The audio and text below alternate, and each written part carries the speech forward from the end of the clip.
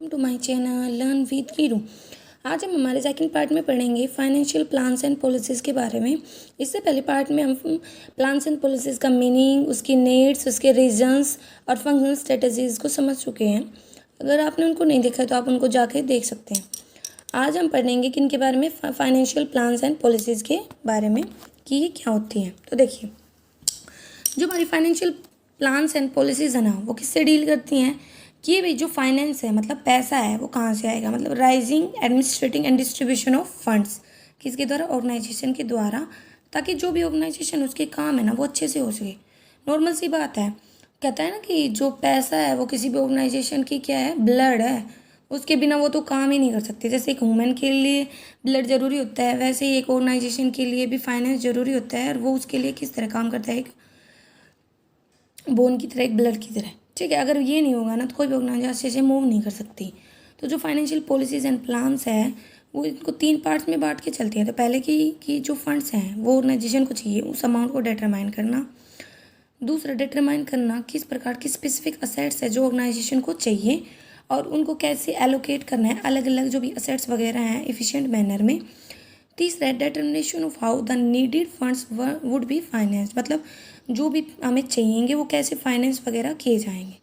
ठीक है, इन तीनों के बीच में एक मतलब ये तीनों जो डायमेंशन है, इन तीनों को किसके अंतर्गत समझा जाता है, हमारे फाइनेंशियल प्लान्स एंड पॉलिसीज़ के अंतर्गत। ठीक है, ये तीनों जो डायमेंशन है ना, ये एक दूसरे पे इंटरडिपेंडेंट है, मतलब तीनों ही जरूरी हैं। ठीक है, तो एग्जाम्पल के लिए जैसे हमें अगर फंड्स के नीड्स को डिटरमाइन करना है कि वो कैसे अफेक्ट करेंगे ऑर्गेनाइजेशन को, इसके लिए ना 3 मेजर इश्यूज है जिनको हम समझेंगे कि सोर्स क्या है। एक तो फंड्स का, मतलब कहाँ से आएंगे वो फंड्स, कहाँ पे उनको हम यूज़ करेंगे और कैसे मैनेजमेंट की जाएगी अर्निंग्स की। ये तीनों बहुत ज़रूरी होते हैं अगर हमें फाइनेंशियल प्लान्स एंड पॉलिसीज़ को समझना है। मतलब हमने ये तो समझ लिया कि इसके अंतर्गत हम फंड्स को देख के चलते हैं कि भाई फंड्स कहाँ से आएगा, कैसे मैनेज होगा, ठीक है, और कहाँ पे उसको लगाना है, कैसे यूज़ करना है। ठीक है, तो पहला आता है source of fund. Source of fund मतलब कि भाई जो पैसा है वो कहाँ से आएगा। तो ये लॉन्ग टर्म सोर्सेज से आ सकता है, शॉर्ट टर्म सोर्सेज से आ सकता है। तो लॉन्ग टर्म सोर्सेज में तो आ जाते हैं हमारे share capital, equity share, preference shares, borrowing वगैरह। और शॉर्ट टर्म में आ जाते हैं short term loans, banks, other public deposit, trade credit वगैरह।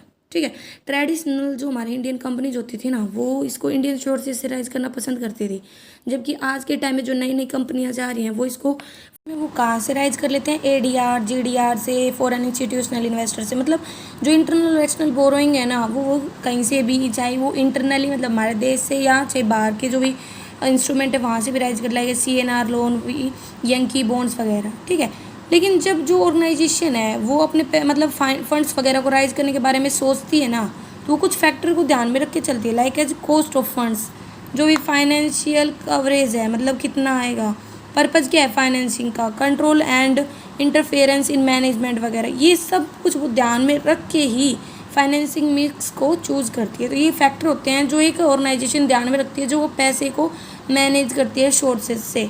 ठीक है, फिर इसने एग्जाम्पल वगैरह दे रखे हैं। अब बात आती है यूजेस का होगा इस फंड्स का। तो हम इस पैसे को एलोकेट करते हैं फिक्स्ड और करंट असेट्स में। ये डिपेंड करता है अलग अलग ऑर्गेनाइजेशन की रिक्वायरमेंट्स पर।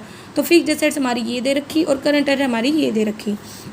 तो बता रखा है कि अगर हम फिक्स्ड असेट्स में इन्वेस्टमेंट करते हैं तो ये हमारे ऊपर लॉन्ग टर्म इम्प्लीकेशंस डालता है, मतलब लॉन्ग टर्म तक उसका इम्पैक्ट हम पे बना रहता है, क्योंकि इसके जो बेनिफिट होते हैं ना वो एक्रू होते हैं ओवर टाइम में। अब लगा लो आज आपने एक लैंड खरीद ली, क्या वो 1 महीने 2 महीने चलेगी? नहीं, जब आप जितना उसका यूज़ करोगे। अब एक किसान है, उसके पास अगर लैंड है तो जितना ज़्यादा उगाता रहता है उसकी उर्वरकता उतनी बढ़ती रहती है।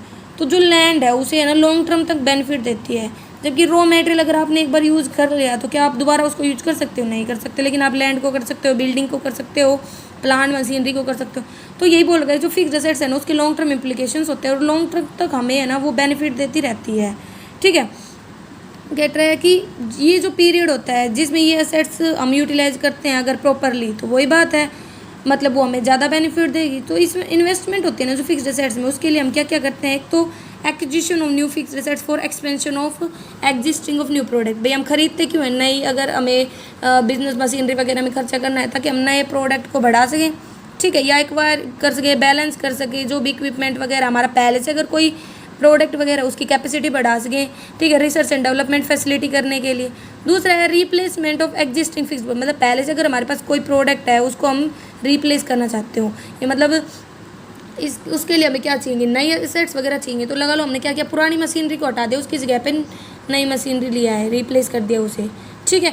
जबकि एक तरीका ये था कि भाई अगर कोई नई टेक्नोलॉजी की आ गई तो हम नई मशीन ले आए, ठीक है। तो इसके रीजंस क्या हो सकते हैं, तो जर्नल प्रिंसिपल्स क्या क्या हैं वो हम पढ़ेंगे इसमें। तो कहता है कि जब इन्वेस्टमेंट की जाती है ना फिक्स्ड एसेट्स में, तो क्या क्या ध्यान में रखता है, वो ऑप्टिमाइज की जाती है। एक तो एप्रोप्रिएट टेक्नोलॉजी या प्रॉपर मिक्स चूज़ किया जाए, दूसरा है मैनेज किया जाए प्रोजेक्ट के इम्प्लीमेंटेशन को इफेक्टिवली। तो कहता है कि टेक्नोलॉजी एंड एसेट्स मिक्स, तो कहता है कि जो चॉइस ऑफ टेक्नोलॉजी होते हैं ना वो किससे रिलेटेड होती है, बहुत सारे टेक्नोलॉजिकल फैक्टर से, ठीक है। क्योंकि इसमें मेन तो हमारा क्या फैक्टर होता है, कॉस्ट मिनिमाइजेशन। ऐसा ही नहीं है अगर हमें भाई नई टेक्नोलॉजी मतलब बेस्ट टेक्नोलॉजी लेनी है, इसके साथ साथ हमें ये भी देखनी है कि हमारी कॉस्ट कम रहे, क्योंकि अगर कॉस्ट मिनिमाइज रही ना तो वो हमें लॉन्ग टर्म में बहुत ज़्यादा इंपैक्ट कर सकती है। इसीलिए कह रखा है कि मोस्ट मॉडर्न ऑटोमेटेड टेक्नोलॉजी के साथ जाने के अलावा हमें ना कॉस्ट पर भी ध्यान देना चाहिए। क्योंकि लगा लो हमने बाहर से उधार लेकर कोई मशीनरी वगैरह खरीद ली तो उस पर इंटरेस्ट भी तो बहुत ज़्यादा होगा, ठीक है, और ये हमारी फाइनेंशियल स्ट्रक्चर को ख़राब कर सकता है। जैसे इसने एग्जांपल दे दिया, मोदी सीमेंट लिमिटेड थी, उसने क्या किया, उसने 153 करोड़ के नए प्लांट वगैरह को लगा लिया, ठीक है, लेटेस्ट टेक्नोलॉजी पे। दूसरी जो एक सीमेंट प्लांट था उसने क्या किया, 120 करोड़ में, जापानीज इंडस्ट्री में 120 करोड़ में ही है ना भाई अपना प्लांट इस्टेब्लिश कर लिया, तो इसने कम कॉस्ट में कर लिया। तो मोदी जो सीमेंट इंडस्ट्री थी उसे बहुत ज़्यादा इंटरेस्ट वगैरह देना पड़ा, कॉस्ट भी बहुत ज़्यादा आई, जिससे उसकी पोजीशन ख़राब हो गई। तो इसीलिए बोल रखा है कि जब हम मतलब चूज़ करके चलते हैं किसी भी एसेट्स वगैरह को, टेक्नोलॉजी वगैरह को, तो कॉस्ट फैक्टर बहुत ज़्यादा इंपॉर्टेंट रोल प्ले करता है, हमें कॉस्ट को इग्नोर नहीं करना चाहिए। प्रोजेक्ट इंप्लीमेंटेशन कहता है कि जब हम प्रोजेक्ट को इम्प्लीमेंट करते हैं तो हमें कॉस्ट को अवॉइड करना चाहिए, ये भी इंपॉर्टेंट होता है। तो इसमें प्रोजेक्ट इंप्लीमेंटेशन में हम क्या ले सकते हैं, PERT और CPM टेक्निक्स का यूज़ कर सकते हैं, जिससे जब हम प्रोजेक्ट को इम्प्लीमेंट करेंगे तो हमारी कॉस्ट में क्या आएगी, कमी, ठीक है। अब आती है इन्वेस्टमेंट इन करंट एसेट्स। फिक्स्ड एसेट्स के बाद आती है करंट। करंट मतलब जो वर्किंग कैपिटल होती है, जो डे टू डे जो भी हमारे कंपनी के एक ऑर्गेनाइजेशन के एक्सपेंसेस होते हैं। तो करंट एसेट्स कहती है inventory, trade credit, cash in hand, इनकी फॉर्म में हो सकती है। जो बैंक में हमारा शॉर्ट टर्म लोन्स वगैरह, एडवांसेस वगैरह हैं, शॉर्ट टर्म इन्वेस्टमेंट वगैरह हैं, ये सब आती हैं। तो कहता है कि ये ना जो हमारी वर्किंग कैपिटल ये फिक्स्ड भी हो सकती है और वेरिएबल। फिक्स मतलब जो चाहिए ही चाहिए, ठीक है, और वेरिएबल मतलब जो रिक्वायरमेंट्स के अकॉर्डिंग बदलती रहे, ठीक है। तो जो रिक्वायरमेंट्स है ना वर्किंग कैपिटल की, वो ना किस पर डिपेंड करती है, मतलब कौन कौन से फैक्टर हैं। एक तो सेल्स की वॉल्यूम क्या है, साइज़ क्या है, किस प्रकार की टेक्नोलॉजी है, सीजनल और साइक्लिकल जो फ्लक्चुएशंस आ रहे हैं, मॉनेटरी और फिजिकल पॉलिसीज़ क्या क्या हैं, ठीक है। तो कहता है कि जो बेसिक बिजनेस ऑपरेशंस होते हैं ना उनका मेन काम होता है मिनिमाइज करना कॉस्ट ऑफ कैपिटल को।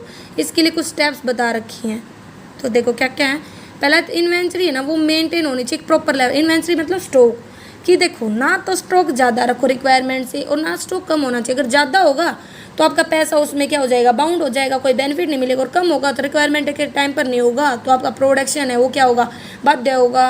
अगर स्टॉक अवेलेबल नहीं होगा तो सेल्स भी क्या होगी, डिस्टर्ब होगी।